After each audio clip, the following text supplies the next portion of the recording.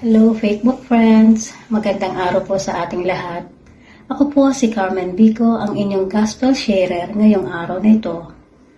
Ang pagninilayan po natin ay mula sa Ebanghelyo ni San Mateo, Kabanata 9, talata 35 at Kabanata 10, talata 1 at 5 at talata 6 hanggang 8. Isinasaad sa Ebanghelyo ang pagpapahayag na mabuting balita tungkol sa paghahari ng Diyos at pagpapagaling sa lahat ng uri ng sakit at karamdaman. Nilibot ni Jesus ang mga bayan at nayon upang magturo at magpagaling sa mga may sakit.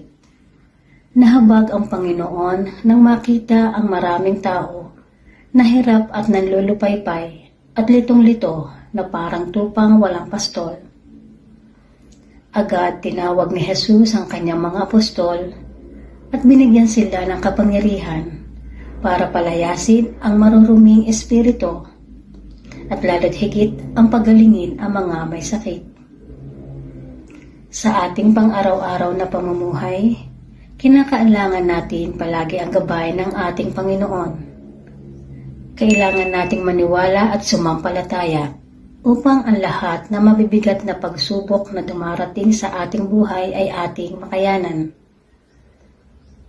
Sa pamamagitan ng pagdarasal at pakikipag-ugnayan sa Diyos, doon tayo makakasumpong at makakahugot ng lakas, emosyonal at mental na aspeto.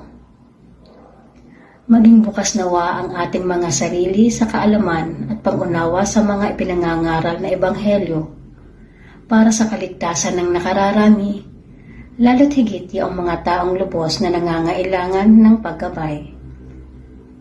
At palagi nating tatandaan, ang Panginoon lamang ang nakakaalam ng ikabubuti nating lahat. At para maging updated sa daily reflection, mag-follow at mag-subscribe sa YouTube channel, Facebook page, o kaya naman ay sa Facebook page, www.facebook.com.